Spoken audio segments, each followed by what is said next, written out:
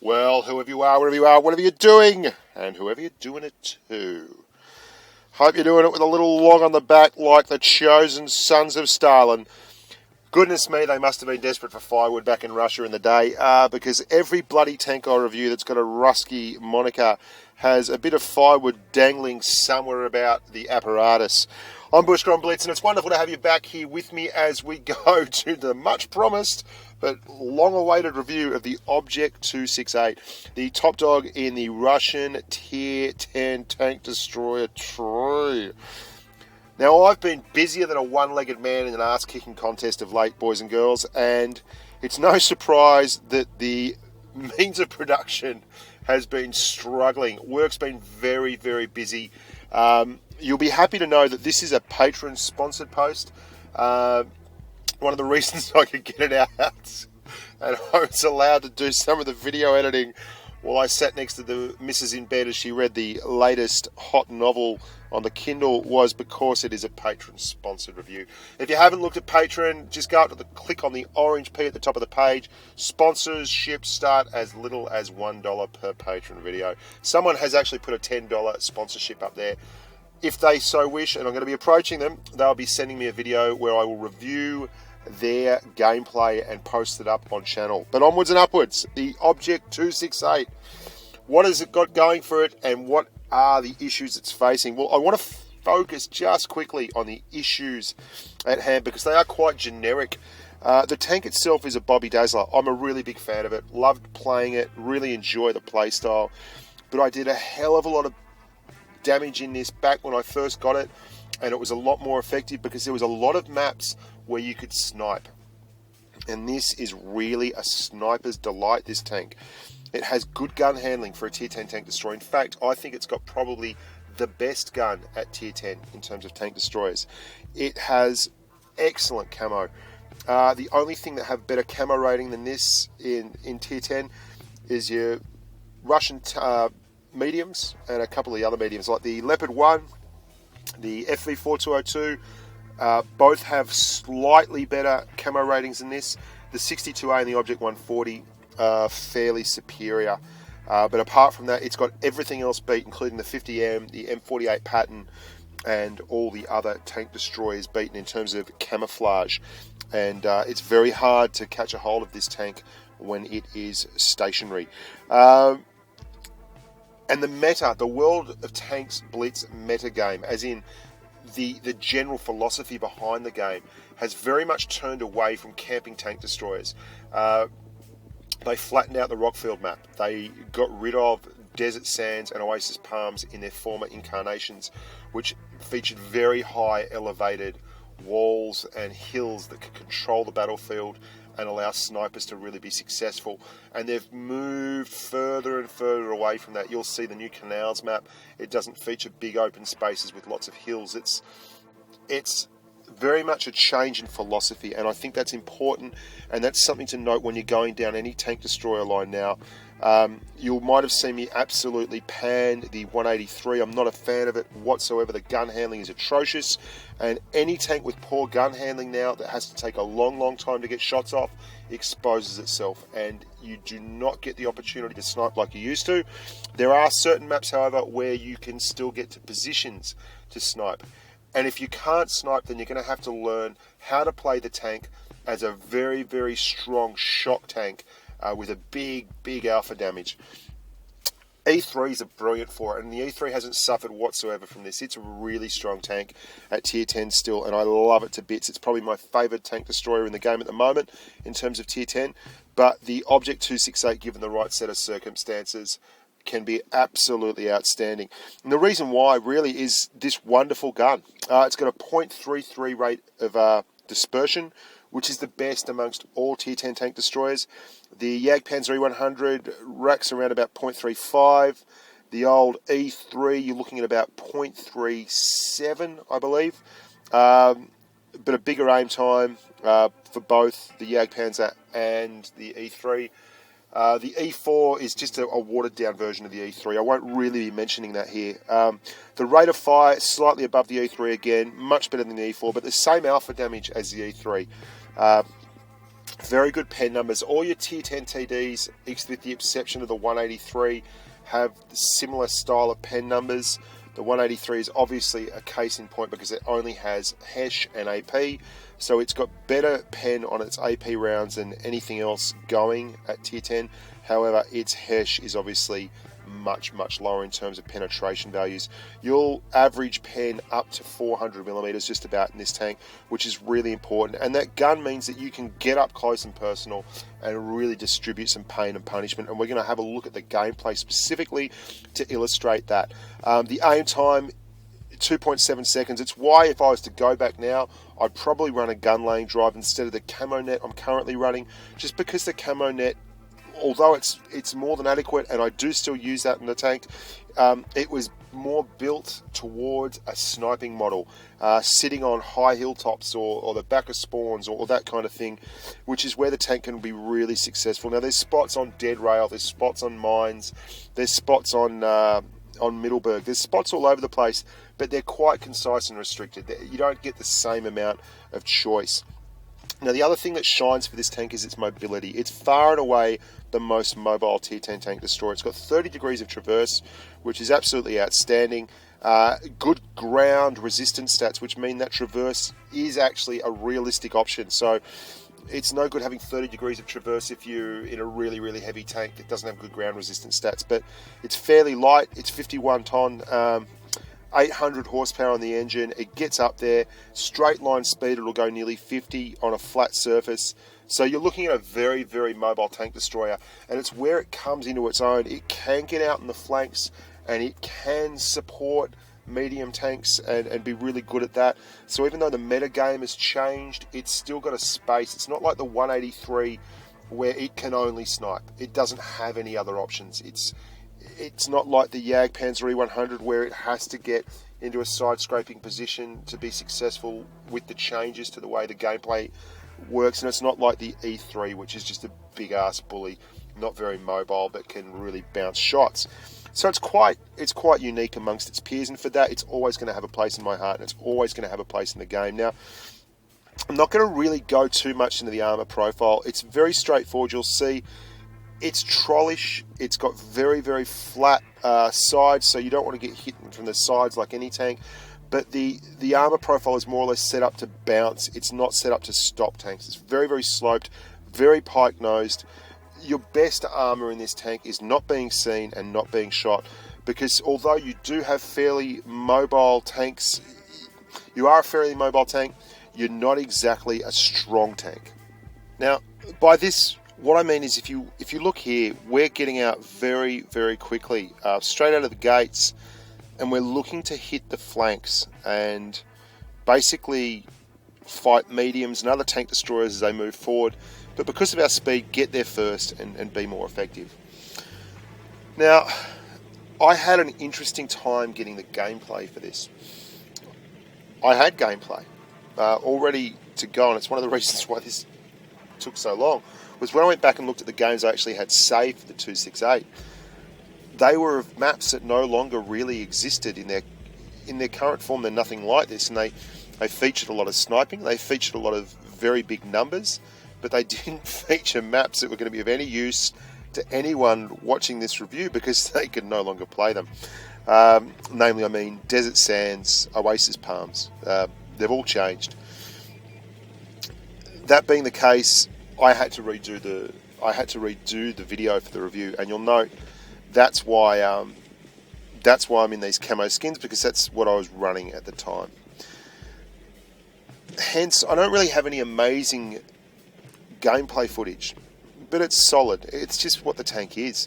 And you'll see quite often I'm platooned with Agon in an IS-7 or an IS-4, something along those lines, simply because it's a really good tank to run off if you're running a 268. Now, I've gone the wide flank here. There's a few schools of thought with tank destroyers at the moment, the way the gameplay is based, but my basic premise is to always try and keep tanks in front of me and be protected from the sides, and put myself in a position where I can actually be helpful with that.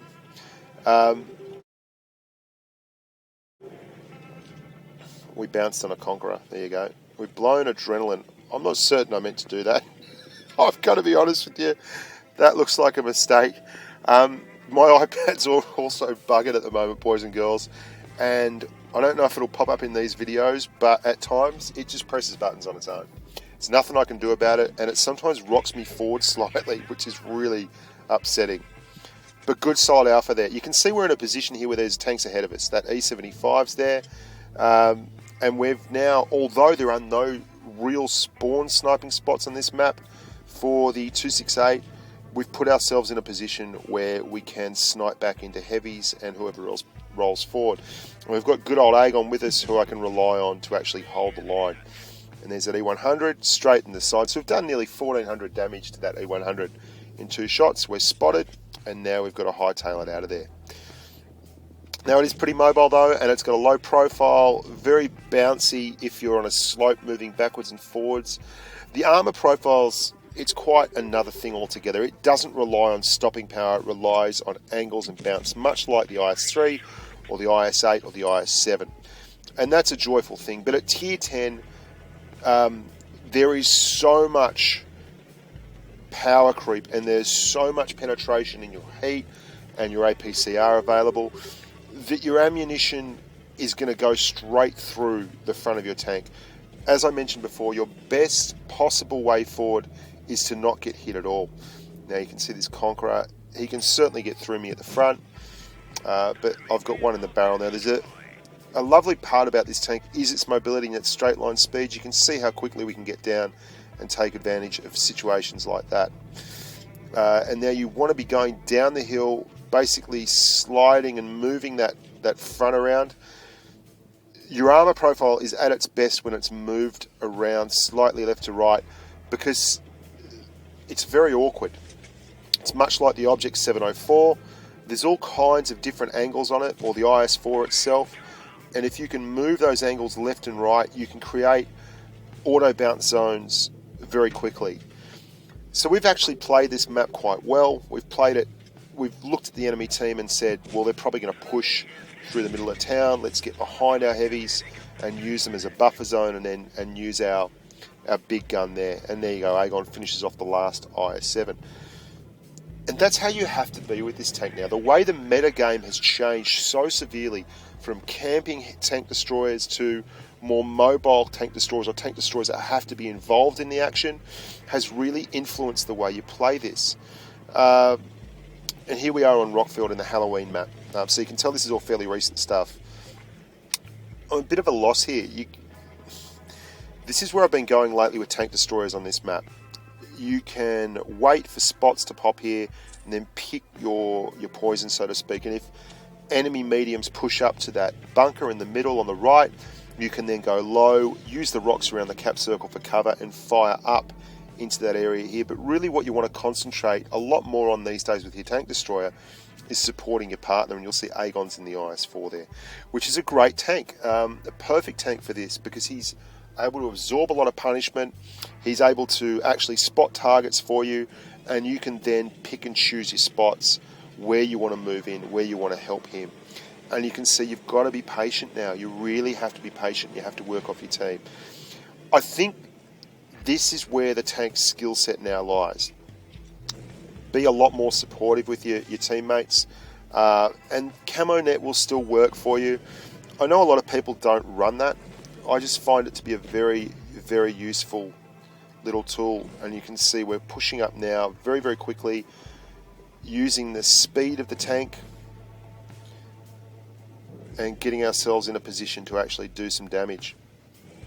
Straight through the front of the KV-4's turret, and we're using that area around the cap circle, backing up, reverse side scraping, smacking him again. The temerity to actually go forward and push on the KV-4 is not appreciated here. He's in the cap circle, so we're going to use, again, the mobility of this tank. Not to be overlooked, it's a huge thing. Force the KV-4 into a bad position, and then we use our own mobility to do a little bit of work. We're forward on the left flank. This is quite aggressive play, but this is a tank destroyer that can do it. Because it's quick and it's got that low profile, it hides very well behind rocks. in berms, behind little slopes in the ground. The camo net included makes it a really tough customer to see once camo sets. And that gun is a big deterrent. Always a huge deterrent. 640 Alpha will stop a lot of people from investigating the cap circle. Look, I think it's still a really useful tank. I just don't think it's as powerful as it used to be. Now, that's no knock on it. This T54 bounces on the front. You can see they've only got very low pen numbers, 201 pen on that T54's gun. He's using the top gun. Without heat, he's never going to get through the front of the Object 268. And this is a great spot for this tank. You can see a lot of the field. We've counted tanks. We know that there's 3 or 4 up above us. We're probably going to be okay. Rather than just sit there and not get involved, we're going to push forward and use this gun. It's probably a personal choice, but I think that shots into the side of this E3 is more important. We make him turn, and we help the rest of our team. And you can see it's a hell of a weapon. Very, very good gun stats. And that height, that profile there, you can see we're down just underneath the edge of that cover. It makes it very tough for the E3 to hit us. He's going to have to advance. We're watching the left. Something you want to be very aware of with this tank is shots into your side. There is spaced armor when you're fighting it. Just above the tracks is space. So if you're firing heat into the side of this tank, be aware of that. It can eat heat shots. We really don't realise it's going to happen, but there you go, it does happen. So we've put ourselves in a bit of a position, but again, we have more than enough firepower to talk our way out of it. And this E75's just got too much going on around him. Aegon's now pushing up. Yeah, it's all over.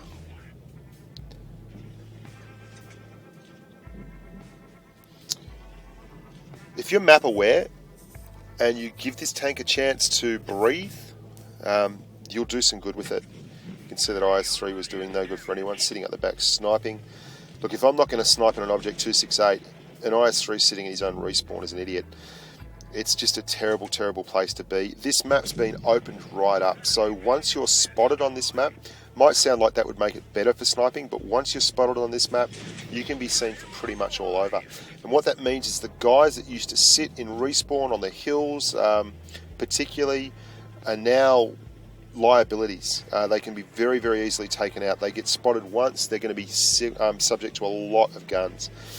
There we go.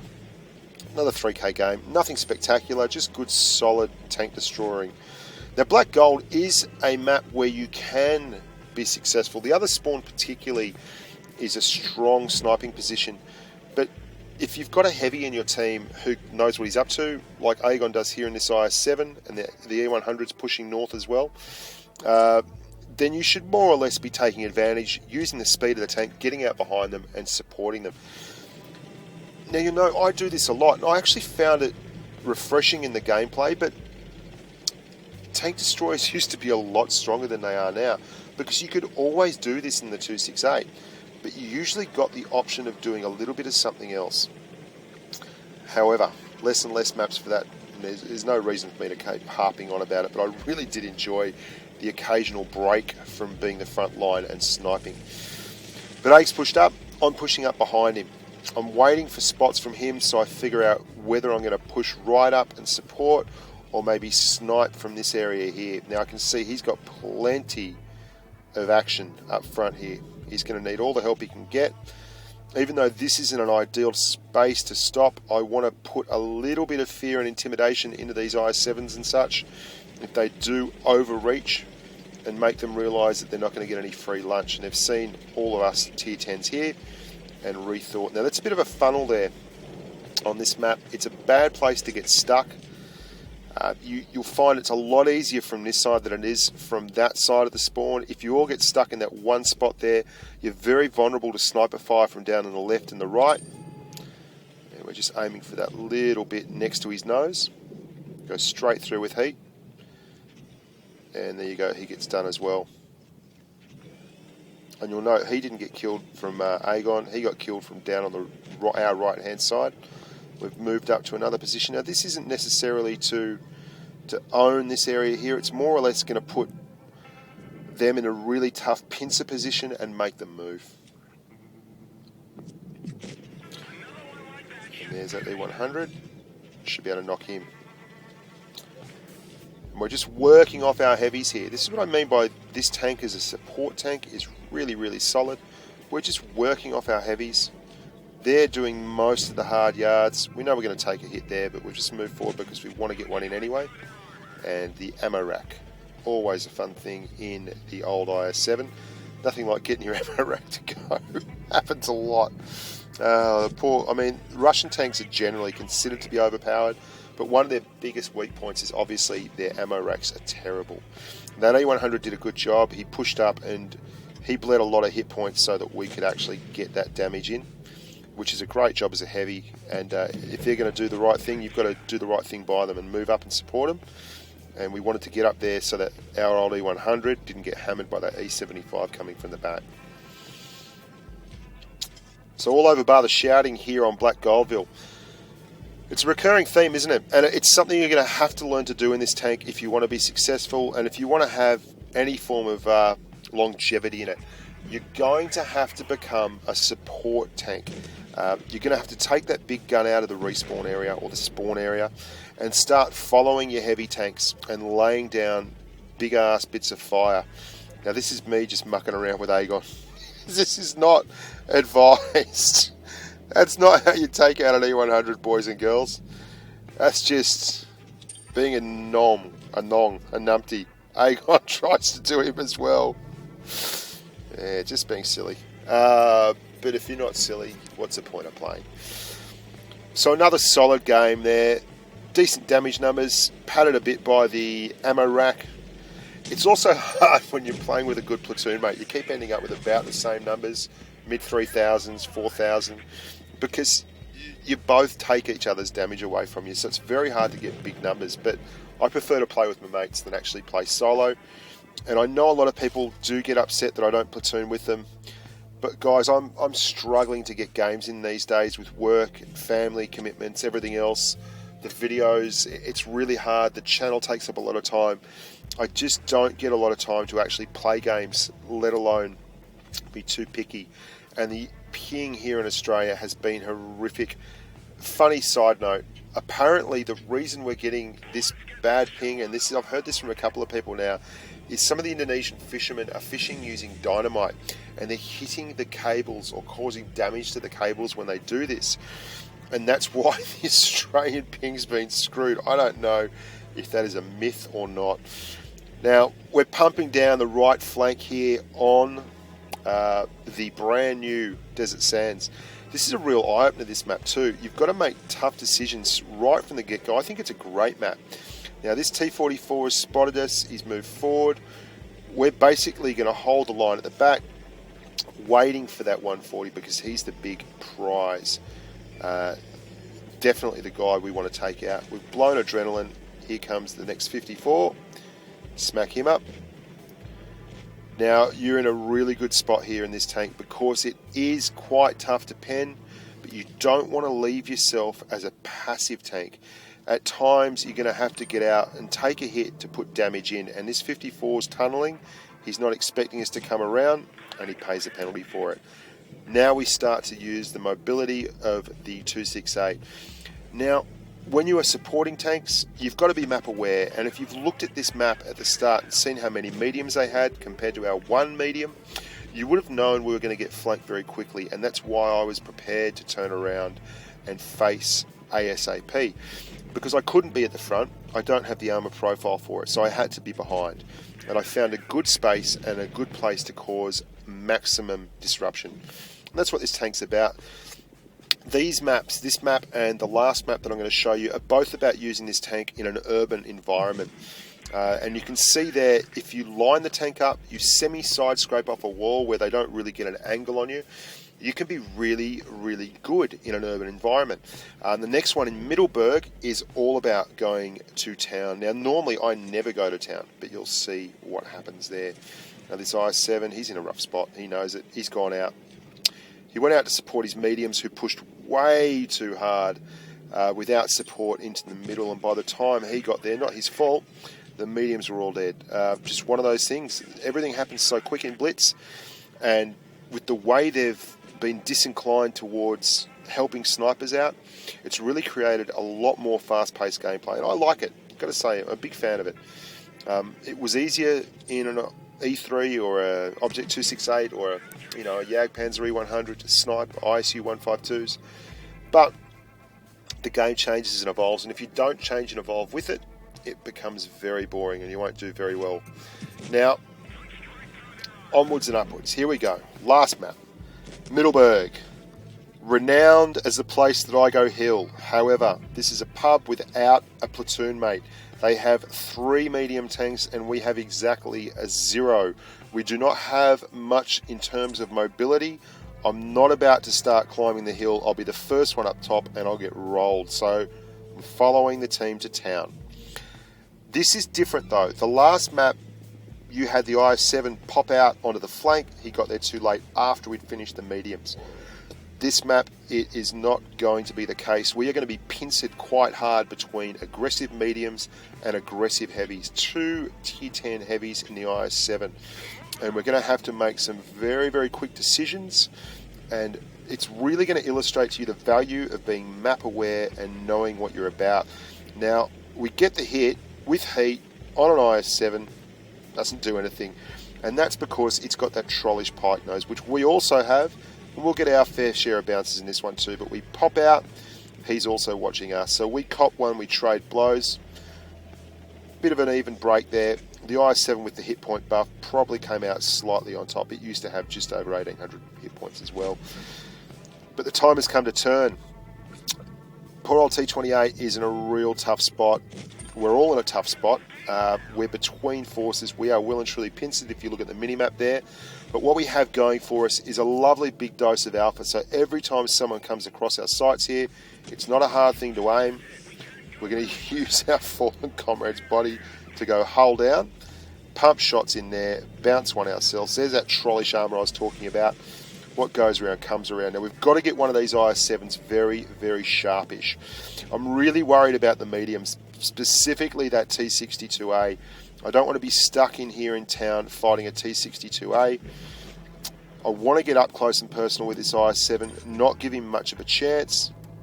You can see how good this gun is when it gets up close and personal. It can still pen even with AP on an IS-7 frontally, and that is a wonderful thing that a lot of tanks can't do. So we're going to use the wreckage of the IS-7 that we just killed and move back. Now, although this tank isn't the E3, it doesn't have the armor profile of the E3, it does have that wonderful big alpha, and it's a hell of a deterrent. We see there's our 62A. Oh, happy days. Love pumping one into him. Getting a few bounces here, playing the RNG game, but that's all good. We want that 62A, we really want him. IS-7 though, he's up close, we can't give him the side. Get a nice sliding snapshot on the IS-7 and it's now 2 tanks to 3. But that's not such a big deal. The T62A could still nut us if he gets on our flank. We're not going to let that happen. Here we go.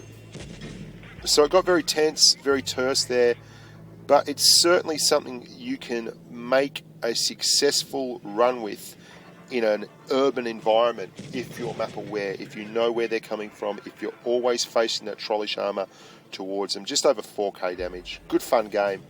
I love Middleburg. It creates really interesting little battles and battles within battles. I find it to be one of my favourite maps still. So there you go, the 268. The verdict on this one, still a lovely tank with the changes to maps and such and the prevalence that is going towards mediums at present, in my honest opinion. I think it's suffered a bit in terms of its power at tier 10. It was a lot stronger prior to, say, patch 2.0, but for all that, it's still a lovely tank to drive. It's still quite capable of being successful. It's still a really strong tier 10 tank. If I had to take any tank destroyer today, for me to be the T110E3, personal preference. But after that, I would nut straight into the Object 268 without much qualm. So I've been Bushka on Blitz. You've been wonderful, as always. Follow along on Facebook. Follow along on Twitter, at Bushka on Blitz. And if you haven't already considered becoming a sponsor of the channel, it'd be lovely to have you along on Patreon for as little as $1 a shot. Follow the orange P up in the banner there. Hope you all had a great time. If you've got any queries, questions, conversations, stick them below in the comments on YouTube. There's a couple of big things coming up through Wargaming. I've got a few fun little videos.